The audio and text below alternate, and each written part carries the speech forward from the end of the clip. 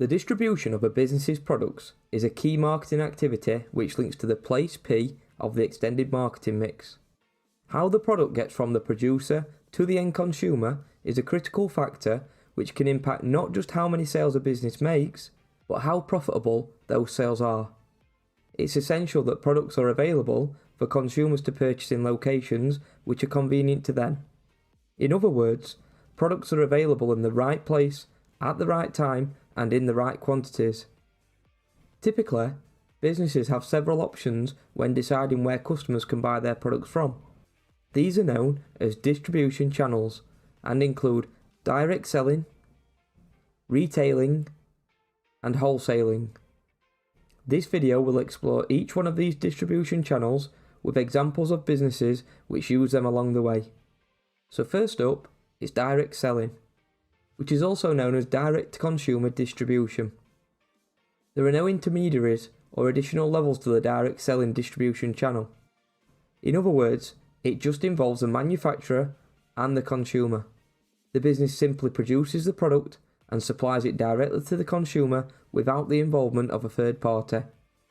Through the direct selling approach, a business has full control and flexibility over the distribution of its products and services, reaching consumers through a variety of methods such as the internet, direct mail, or even door-to-door selling. Direct selling is a very popular choice of distribution channel for service businesses such as dentists, hairdressers, and solicitors. But it is also used by many businesses which produce products. For example, Gymshark, Boohoo, and Moonpig all utilise the direct selling distribution channel through their websites. Because no third parties, such as retailers and wholesalers, are involved, the manufacturer doesn't have to share a cut of the revenue or agree any terms and conditions with them. This provides the manufacturer with greater control and flexibility in the distribution of their products and services, meaning they can employ a variety of strategies such as having a sale to become more competitive in the market while still retaining a good level of profit for each unit they sell. However, as consumers don't typically purchase in big quantities like wholesalers and retailers do, using the direct selling distribution channel typically leads to a lower total sales volume, whilst the manufacturer is often hit with increased distribution costs per sale and would usually need to invest heavily in marketing to attract consumers. The second distribution channel is retailing. When using the retailing distribution channel, a manufacturer would produce products and sell them onto a retailer in bulk with the aim of consumers being able to purchase them from a wider range of locations, which may be more convenient to them in comparison to the direct selling method. This helps the manufacturer to sell more of its products, as retailers typically have a wider reach and higher footfall across multiple locations, meaning more consumers are seeing the brand and the manufacturer doesn't have to invest as heavily in marketing. Selling through retailers also reduces the distribution costs for the manufacturer in comparison to direct selling. This is because the number of deliveries required reduces as the product is delivered in bulk to each retailer instead of individually to each consumer.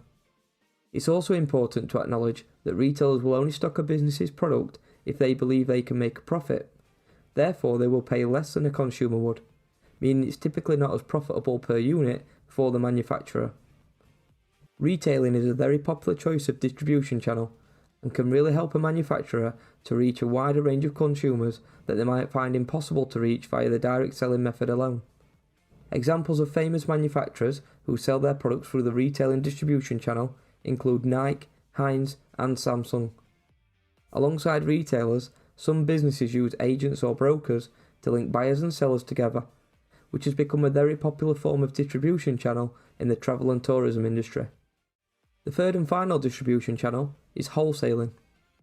Wholesaling as a distribution channel involves wholesalers buying products from a manufacturer in very large quantities with the aim of selling them onto various retailers, many of which will be independents who will then sell the products onto consumers. This is the most complex of the three distribution channels, as another layer is added and there's now two intermediaries involved, a wholesaler and potentially multiple retailers. Selling to wholesalers allows a manufacturer to guarantee high sale volumes due to the amount of product a typical wholesaler would purchase, which also leads to reduced distribution costs in comparison to the manufacturer selling and shipping their products to multiple retailers or individual consumers. Whilst at the same time, the manufacturer still benefits from the exposure and reach it gains from retailers once their products appear in their stores, meaning they again don't need to invest as heavily in marketing. However, as two intermediaries are now involved, profit margins are squeezed even tighter, as both the wholesaler and the retailer look to make a profit. By selling to wholesalers, the manufacturer typically loses control over which retailers will then be able to purchase and sell their products onto consumers, which could result in the brand's image being damaged if the wrong retailer is involved.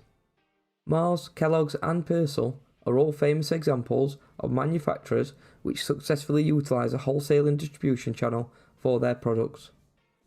So, now that we've looked at the three different types of distribution channel, it's important to acknowledge that manufacturers can in fact utilise a range of distribution channels and don't have to just use one exclusively. This is known as multi-channel distribution.